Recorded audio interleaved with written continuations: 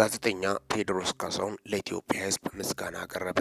ሰላም ጤና ይስጥልን ውድ ኢትዮጵያውያን፣ ለዚህ ቁም ነገር አዘል ቻናል አዲስ የሆናችሁ ደግሞ ሰብስክራይብ በማድረግ ቤተሰብ ይሁኑ። ይህንን ቪዲዮ ሲጨርሱ ላይክ፣ ሼርና ኮመንት በማድረግም ላልሰሙት እንዲዳረስ ያድርጉ።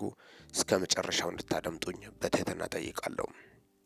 እንግዲህ ጋዜጠኝነት በብዛት በኢትዮጵያ ሕዝብ ዘንድ ፕሮግራም አቅራቢነት በኢትዮጵያ ሕዝብ ዘንድ ከፍተኛ ተወዳጅነት ከሚያተርፉት ሙያዎች መካከልም በዓለም ደረጃም ከሚያኮሩት ሙያዎች መካከልም አንዱ ነው። ጋዜጠኝነት በጣም ሕሊናን የሚጠይቅ ስራ፣ ያለማስመሰል እውነታው ላይ መስራት እንደሚያስፈልግ ጭምርም ነው። ከዛም የተነሳ በርካቶች በኤሲያና በአፍሪካም አልፎም ራሱ አደግን የሚሉት ሀገራት በሉዓላዊነታቸው የሚመጣ ሚዛናዊ መረጃ ራሱ ሲዘገብ እንደማይወዱ ጭምርም ነው። ጋዜጠኝነት በጣም ከባድ ሙያ እንደሆነ ከዚህ በፊትም በተለያዩ ዓለም ክፍል ጋዜጠኞች በአሰቃቂ ሁኔታ ሲገደሉም ተስተውሏል። የዓለም አቀፍ ጥሰት በመፈጸም ማለት ነው። በጣም በሚያሳዝን ሁኔታ ድንበር የለሽ ጋዜጠኞች አሉ። የትም ሀገር ገብቶ የመዘገብ መብት ያላቸው ጋዜጠኛ እንግዲህ በብዙ ሙያ ነው። በጋዜጠኝነት የተመረቁት አያሌ ቁጥሮች ናቸው። ግን ዜና አንባቢዎች ማለት ነው፣ ዜና አቅራቢዎች በዋናነት እንግዲህ ዋነኛ ጋዜጠኞች ናቸው። ዜና አቅራቢዎች በዋናነት ማለትም ነው ጆርናሊስቶች እንግዲህ እንደምታወቀው በዋናነት ጋዜጠኞች እንደሆኑ ጀመርም ነው። ፕሮግራም አቅራቢዎች ደግሞ ያው የጋዜጠኛ ምሩቅ ቢሆኑም በብዛት እንግዲህ ፕሮግራም ላይ ሰውን በማዝናናት አዝናኝ ፕሮግራሞችን በማቅረብም ማለትም ነው። እሱ ደግሞ ለየት ያለ ችሎታ ይጠይቃል። የማዝናናት አቅም አርት ሊኖረው ይገባል። በውስጡ ራሱን የቻለ አንድ አርትም ጨምረም ነው።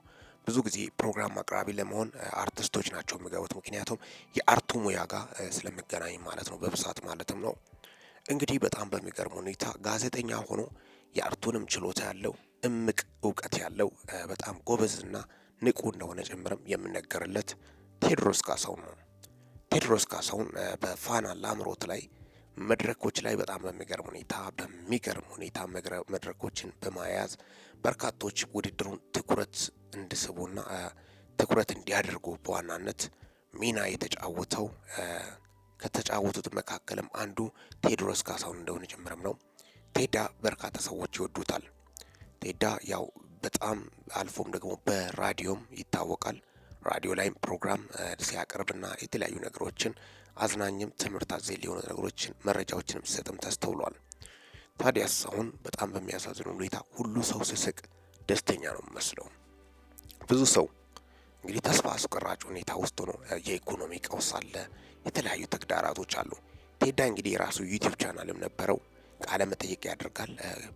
ወደ መንፈሳዊ ህይወትም ወደ ፕሮቴስታንት እምነት ገብቶም ከዘማሪዎችም ጋር ኢንተርቪው ሲያደርግም አብሮ ሲዘምር ይታይ ነበር። ቴዳ ግን በይፋ ሃይማኖቱ ምንድን ነው የሚለው ነገር ግን እስከዛሬም አይታወቅም ነበር። እንግዲህ እንደምታወቀው ሁሉም ሰው እንዳልኳችሁ የምስቅ ደስተኛ አይደለም። በጣም የሚያሳዝነው እንግዲህ ቴዳ ይቸግራል ተብሎ በዚህ ደረጃም ሰው አስቡም አያውቅም።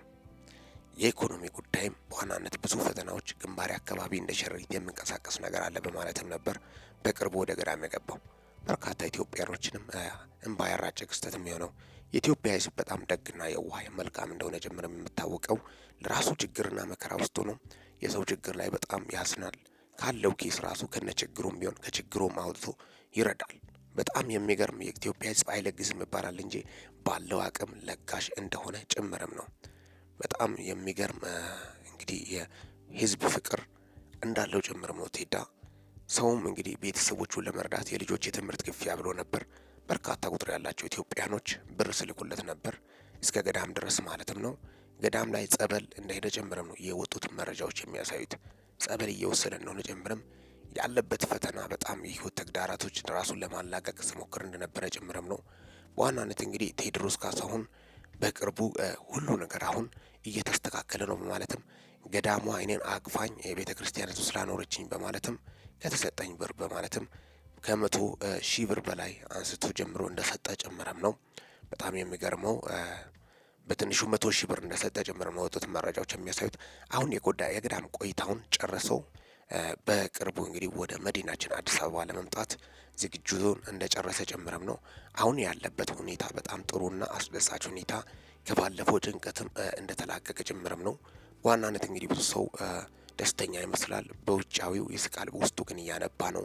የኢኮኖሚ ጥያቄ ያለበት ብዙ ፈተና፣ በተለይ ደግሞ አሁን የኢኮኖሚ ቀውስ አይነገርም። ኢትዮጵያ ብቻ ሳይሆን የተለያዩ ክፍልም ቢሆን ግን ኢትዮጵያ ላይ የባሰ ነው። ጦርነቱን ተከትሎ የኢኮኖሚ ቀውስ ገብቷል በከፍተኛ ሁኔታ። ከዛም የተነሳ ብዙ ሰው ብቻውን ላይ የሚያወራበት ሁኔታም ነው እየተፈጠረ ያለው። ቴድሮስም የጭንቀቱ መነሻ እሱ ሳይሆን አይቀርም በማለትም ነው። ምክንያቱም ለልጆች የትምህርት ክፍያ እንኳን ቸግሮኛል በማለትም ነው የገለጸው። አብዛኛው ኢትዮጵያዊ እንግዲህ የአብዛኛው ኢትዮጵያዊ ድምጽ ነው በማለት በርካቶችም ሲገልጹም ነበር።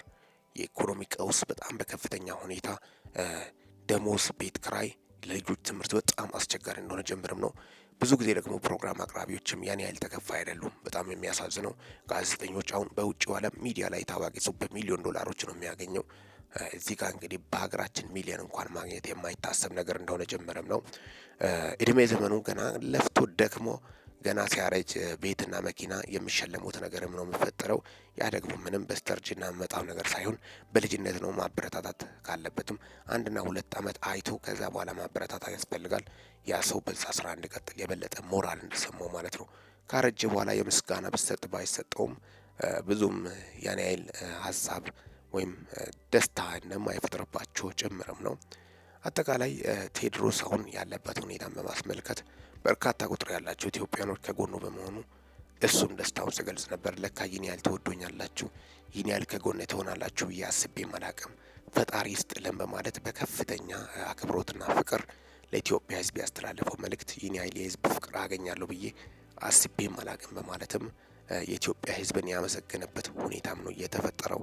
ቴድሮስ ካሳሁን እንግዲህ በአሁኑ ሰዓት የገዳም ቆይታውን በመጨረስ ወደ ስራው ልመለስ እንደሆነ ጀምረም የወጡትን መረጃዎችን በማስመልከት የነበረውና የተፈጠረው ክፍተትን በማስመልከት ጭንቀቱን አሁን ራሱን ለማላቀቅ ሲሞክር እንደነበረ ጭምርም ነው የደረሱት መረጃዎች የሚያሳዩት። ከዚህ በፊት ፕሮቴስታንት ይሁን አይሁን የምታወቅ ነገር የለም። ያው ሚዲያ ላይ ቃለ መጠየቅ እያደረገ ከአገልጋዮች ጋር ሲዘምር እንደነበረም ነው የወጡት መረጃዎች የሚያሳዩት እንጂ በይፋ ፕሮቴስታንት እምነት ተከታይ እንደነበረ ይሁን አይሁን የምታወቀው ነገር እንደሌለ ግን በአሁኑ ሰዓት ጸበል ሄዶ እየመጣ እንደሆነ ጭምርም ነው። አጠቃላይ ያን በማስመልከትም ለኢትዮጵያ ሕዝብ ያስተላለፈው መልእክትን በማስመልከትም በዋናነት እንግዲህ ቴድሮስ አሁን ያለበትን ሁኔታ በርካቶች ለተጨነቃችሁት ኢትዮጵያኖች ያን በማስመልከትም አሁን በተሻለ ሁኔታ ላይ እንደሚገኝ ጀምረም የደረሱን መረጃዎችን በማስመልከትም ነው ለእናንተ ይዤላችሁ የመጣሁት። እንግዲህ ህይወት አስቸጋሪ ነች፣ በፈተና የተሞላች ነች። በጽናትና በብርታት በጥንካሬ ካልታለፈ በጣም አስቸጋሪ ነገር ሊፈጠር እንደሚችል ጭምርም ነው።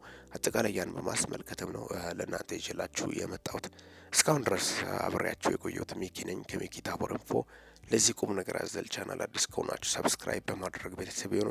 በዚሁ ቻናል ወቅታዊና ታማኝ እንዲሁም ሚዛናዊ መረጃዎች ስለምተላለፉ ሰብስክራይብ ስታደርጉ ደወል ምልክቷን ኖቲፊኬሽን ቤሏን ከፍት ያድርጉ። ያን ሲያደርጉ ወዲያውኑ የሚለቀቁት መረጃዎች ለእናንተ ይደርሳሉ። ይህንን ቪዲዮ ላይክ፣ ሼር እና ኮመንት በማድረግ ላልሰሙት እንዲዳረስ ያድርጉ። ለሰዓታት ያሉኝ መረጃዎች ይመስላሉ። በወቅታዊና አጫጭር መረጃ እስከምንገናኝ ድረስ በያላችሁበት ዓለም ክፍል ሰላም ያቆያችሁ።